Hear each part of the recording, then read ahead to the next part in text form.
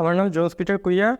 আমি এইচএসসি পাশ করার পর এখন ইউনিভার্সিটি অফ ম্যানিটোবাতে ব্যাচেলর অফ সায়েন্স পড়তে যাচ্ছি রেডিয়াস বাংলাদেশের মাধ্যমে, রেজা স্যারের হেল্পে।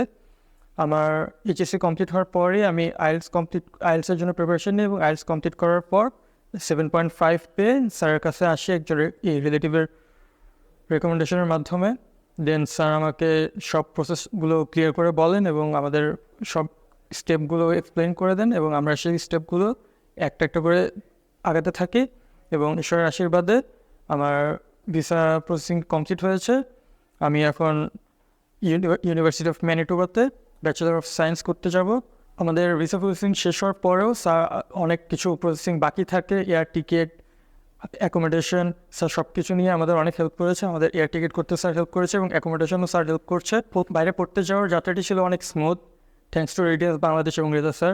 আমি চাই আমার রিলেটিভ বা আপনাদের সবারও যেন এই জার্নিটি স্মুথ হয়, তাই আমি সবাইকে সাজেস্ট করব রেডিয়াস বাংলাদেশ এবং রেজা স্যারের কাছে আসার।